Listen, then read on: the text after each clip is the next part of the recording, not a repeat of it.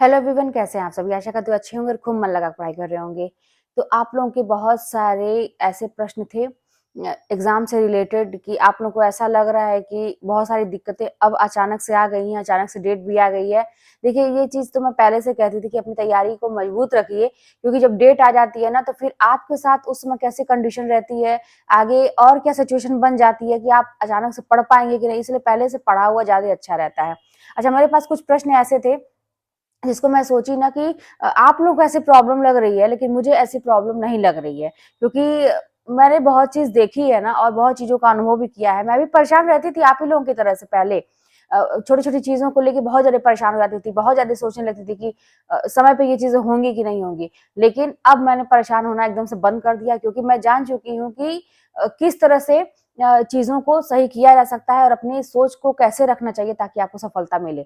तो एक पहला कमेंट तो नहीं था, पहला कमेंट मैं ले रही हूँ कि ये था कि ना उनकी डिलीवरी डेट जो है ना 6 अप्रैल को है और एग्ज़ाम का भी 11-12 ऐसे ही कुछ है ना, कि मतलब उसी टाइम में एग्ज़ाम भी है।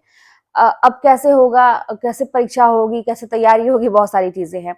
ठीक है भाई, 6 तारीख को आपकी डिलीवरी डेट है। उसमें बहुत सारे कमेंट्स भी आए हैं कि कुछ लोगों ने कहा है कि हाँ, ये तो इम्पॉसिबल है, आप अगले एग्ज़ाम की तैयारी करिए। ठीक है, अच्छा, कुछ लोग ये पूछ रहे हैं कि वैकेंसी किसमें आई है। भाई, यूपी टीजीटी पीजीटी के जो इसके पहले वाली हम लोग की 21 वाली भर्ती थी, उसके बाद जो 22 में आई थी, तो 1 डेढ़ साल के बाद ये एग्ज़ाम की डेट आई है, तो उसकी है। बहुत सारे लोग पूछ रहे हैं यूपी में। ठीक है, डिलीवरी डेट आपकी 6 तारीख को है और एग्ज़ाम 11-12 में है, मान लीजिए। अ, आपको ऐसा लगता है कि सारी चीज़ें इम्पॉसिबल है क्योंकि उसी टाइम में सब कुछ होगा। मैं एक ये सिचुएशन बता रही हूँ, बात डिलीवरी की ही नहीं है। मैं बाकी लोगों की भी बात बता रही हूँ कि बहुत सारे लोगों के साथ ऐसी दिक्कत होगी कि उनको लगता होगा कि एग्ज़ाम के टाइम में ही ऐन वक़्त पे ये चीज़ें हैं और ये भी चीज़ है, तो मैं पढ़ूँ कैसे? आप ना एक चीज़ सोच के चलिए कि मेरी डिलीवरी डेट भी आराम से हो जाएगी, पहले ही हो जाएगी। हो सकता है ऐसी कोई सिचुएशन बने कि आराम से आपकी डिलीवरी भी हो जाएगी और आराम से आप परीक्षा भी दे पाएँगे। और मेरा ऐसा दिल कहता है ना कि ऐसा ही होगा। अभी फ़िलहाल आपके साथ क्या दिक्कत है? अभी तो मेरे ख़्याल से कोई भी दिक्कत नहीं होगी। थोड़ी-मोड़ी जो चलती है उसको इग्नोर करिए, क्योंकि हर चीज़ हमारे हिसाब से नहीं होती है। अभी आप पूरी अपनी तैयारी जो है ना एकदम से लगाइए, अपने एग्ज़ाम के लिए पूरा फ़ोकस एकदम एग्ज़ाम पे करिए और यही देखिएगा होगा क्या ना कि सारी सिचुएशन आपके हिसाब से हो जाएगी। बहुत सारे लोग ऐसे होते हैं ना कि एक-एक दिन का बच्चा लेके छोड़ के या फिर उसको लेके बहुत छोटे-छोटे बच्चों को लेके मैंने देखा है ऐसे जब मैं बीएड करती थी, तो बहुत छोटा बच्चा था, उसको लेके वो आती थी, क्लास करती थी। बहुत सारे लोग अपने छोटे बच्चे को छोड़ के भी तैयारी करते हैं। देखिए, बात ये है ना कि अ, आपको कितनी ज़रूरत है इस जॉब की, तो अगर आपको बहुत ज़्यादा ज़रूरत है, तो आप तैयारी करिए, अपनी 100% तैयारी करिए। और मेरा दिल ऐसा कहता है, आप भी ऐसा सकारात्मक सोचिए कि सारी चीज़ें एकदम से टाइमली हो जाएँगी। हो सकता है कि ज़रूरी नहीं है कि उसी डेट पे आपकी डिलीवरी होगी, पहले भी हो सकती है और आपको आराम से ऐसा होगा कि आप चल फिर मतलब वहाँ तक जा भी सकते हैं सेंटर तक। हो सकता है कि आपका एग्ज़ाम सेंटर बहुत ही अच्छा मिले, आपके एकदम घर के पास मिल जाए। बहुत सारी चीज़ें ऐसी हो सकती हैं। अच्छा, एक चीज़ और, जैसे मैंने कहा कि ये सारी चीज़ें होंगी, सकारात्मक सोचिए पहली बात तो, ठीक है?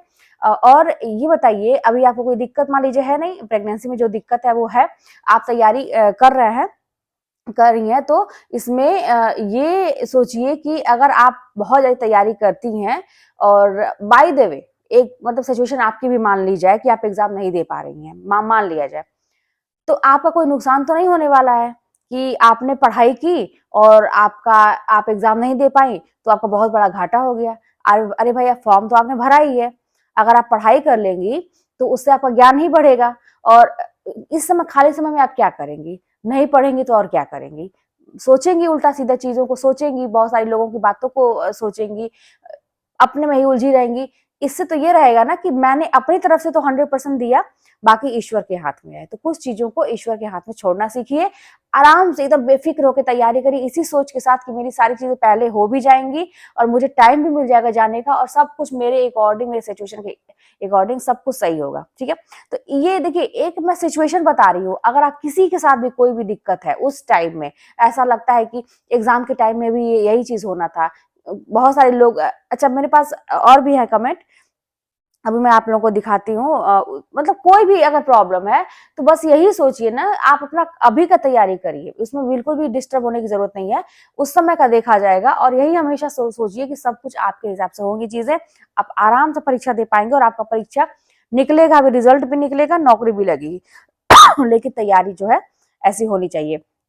फिर यही बात है कि एक प्रॉब्लम ये कि 1 साल की तैयारी की थी, पर तैयारी अच्छी हो गई थी, लेकिन ससुराल में 1.5 साल से घर पे हूँ।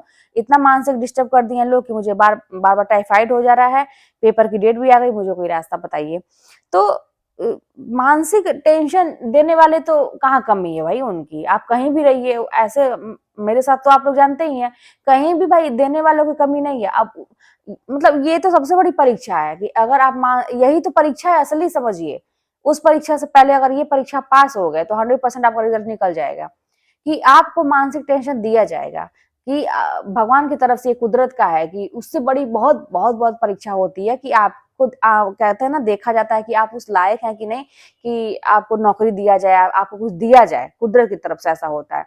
तो कुछ भी हो जाए, टाइफाइड हो जा रहा है उसका इलाज करिए, दवा को गैप मत करिए। मेरे साथ भी ऐसा था कि मुझे 2-3 बार टाइफाइड हो चुका था, वो क्यों, थोड़ी सी लापरवाही की वजह से।